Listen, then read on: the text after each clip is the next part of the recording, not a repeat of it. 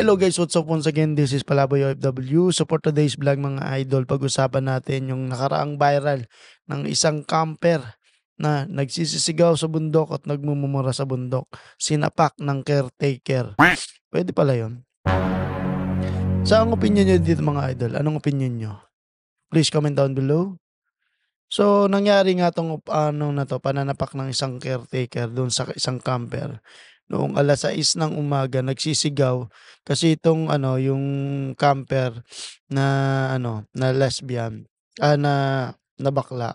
Nagsisigaw doon sa bundok kasi nga broken hearted siya, mga lods. So ngayon, narinig ng caretaker yung pagsisisigaw ng camper at, nabulabog yata. Sinabihan ng caretaker na, "May natutulog pa, 'wag kang sisigaw." "Bakit?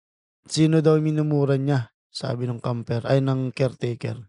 Sagot nung bakla, "Yung bundok." Yun na napikon yata yung caretaker, sinapok niya yung, camper.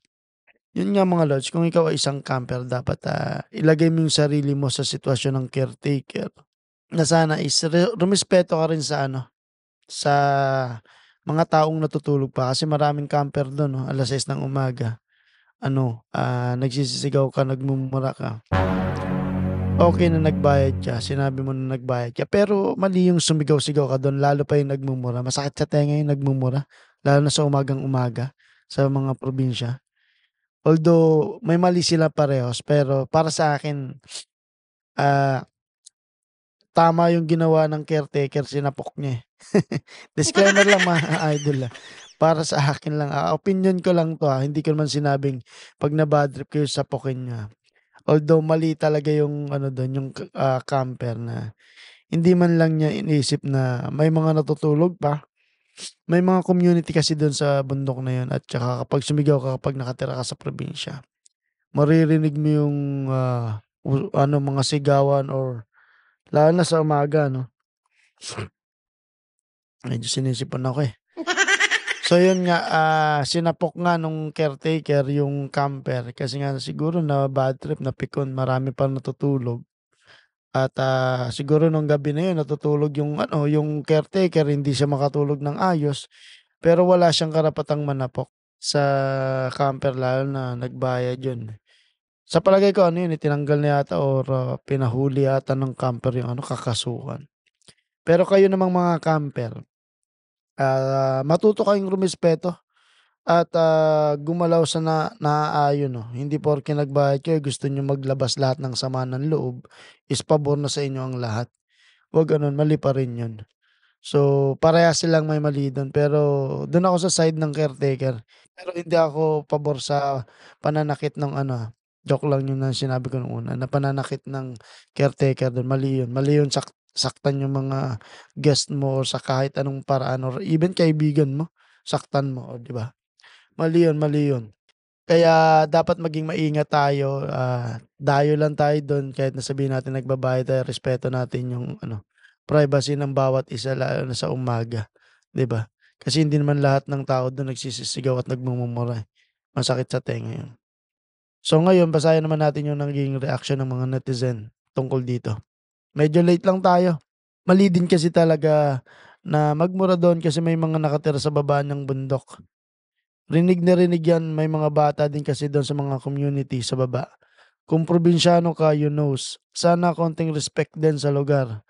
On the other hand, mali naman talaga na manakit agad si Manong na ungas. Ungas din si Manong, eh. Sana naman yung mga management maliban sa announcement nila pinost, maglagay sila ng tamang rules na susundin ng mga guest nila at siyempre dapat may local government approval. Para kung may magreklamo, masasabi naman talaga na nagbayad kami dito.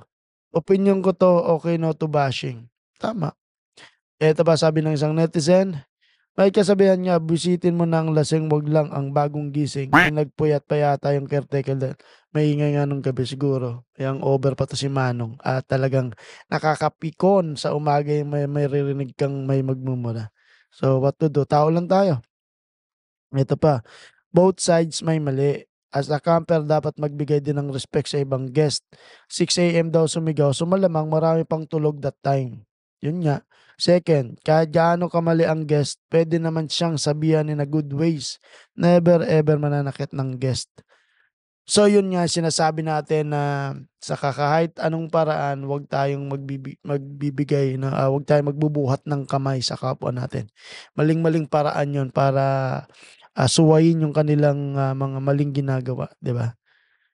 Yun lang mga idol, sana may natutunan tayo dito sa nangyaring ito, sa eksenang ito. Pero parehas silang may mali dun. Although, nasa panig lahat ng ano, ng guest ang, karamihan. So yun lang, ingat kayo at 'wag niyong kalimutang mag-subscribe for more, viral videos like this mga kap. Mabuhay and happy Valentines.